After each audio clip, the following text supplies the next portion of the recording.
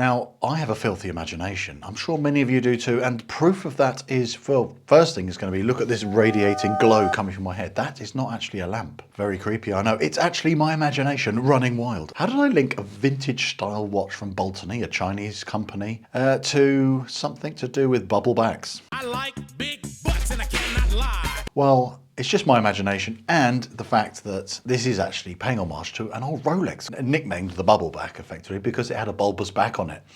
It's not the only bulbous back thing that I like, but anyway, before we get too sordid, we're talking about watches here, or are we? Let's get involved with this review, if you can call it that. I hope you enjoy it. It's everything you need to know about the watch and more. See you in a sec. Baby got back.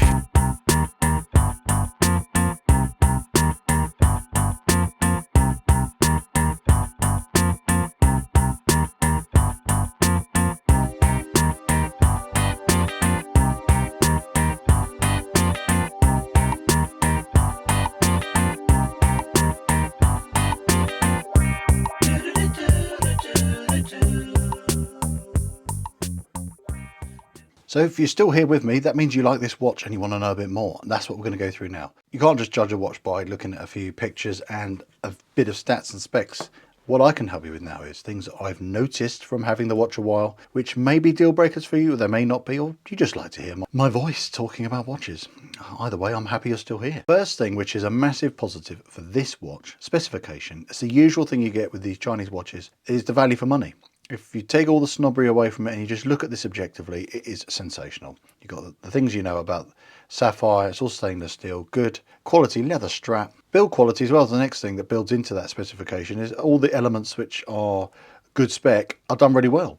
The sapphire is perfect, beautiful edges, bit of distortion, AR coating on there is really neat. It's just really well made watch. No fluff or dust, no sharp edges. Really nice attention to detail with the quality. And then that moves on to the lume, which is also amazing. It's as good as a dive watch. It's as good as many Swiss watches I've seen, if not better than some, namely Hamilton's. And this is just extremely good. And I do think the faux patina thing can detriment the quality of lume sometimes, but it doesn't seem to do so with this piece. So that's another positive thing. The NH38, it's good that they've used that because you don't have a ghost position. I don't like to be spooked when I'm using my watch, of course, and I like the fact you just got one pull, and that is your time adjust. That's it. No middle click that doesn't do anything because you've got the wrong movement in there. Nice and simple. That's what we like. I love this pale blue dial. It just looks lovely. Adds to the vintage look. I love blue anyway, but it looks like denim. It looks washed out slightly. Adds that kind of aged look to it. I personally like that, but I wonder what you think, because it is personal taste. Vintage feel as well. Sizing wise is definitely vintage. It's only a 36, but the vintage elements are these elegant Art Deco-esque style lugs integrated with this part of the case here. This very ornate looking crown, the high polished elements, this bubble back. It's all adding together to add to a very nice vintage feel. I do like this top hat sapphire. It does definitely add to the chunkiness of the watch, but that's part of the history and sort of homaging, if you will, of the bubble back. It was a chunky little watch. And you know what? Instead of putting acrylic in or something like that, it's nice that they've gone with a really decent bit of sapphire in there. And I'm glad they've done that really well. For me personally, I like the size. I've just showed it to you on wrist now. I have a totally average man's wrist size. I nearly said something else then. This, you see, it's using half the holes. I've got a 7¼ inch wrist. That's totally average, but you've got scope either way for a larger or smaller wrist. So they've got the strap length. It's not a girly watch. I know it's small, but come on, it's paying homage to a watch from like 90 years ago nearly. People did wear smaller watches back then, so don't worry about expressing your masculinity with a massive watch. This 36mm looks totally fine on me. I'm a normal man, maybe physically, but mentally no. And this fits fine. It's great. I like the size, but if you've got a whopper, it may look a bit small on your manly wrist. So as we're talking slightly negatively, I don't like to be a negative Nelly, but I'm going to have to go through a few of those things. Otherwise, what's the point of reviewing a watch? Price, £150-ish plus taxes, takes it to 160, 70, 180, I think, I can't remember. Anyway, it's quite a lot, but as you've seen, if you're quite happy with the spec and the build quality, which I've already told you is amazing, you will not be disappointed. The feeling of the hand winding on this movement is a bit lumpy. The NH38s, for some reason, there's a bit when you turn it, almost like when it hits the full turn, there's a little clunky bit. It's normal, I've had it on every NH38 I've tried. It's different, strangely, to the NH35. It's obviously, there's a slight difference, but I just don't like the feel. personally. That's just a me thing.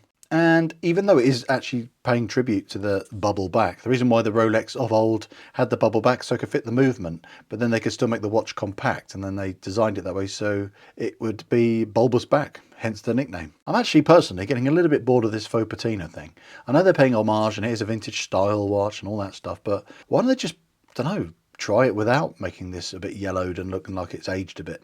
It's a brand new watch. Why not go, you know what, let's make it like a new vintage watch, but without anything that's actually aged on it. They could have gone, well, let's knacker the case up a bit and scratch the crystal up and scuff the case and dent it a bit and go full vintage rather than just make the loom a bit patinaed. I think that's it. I think I've been fairly thorough.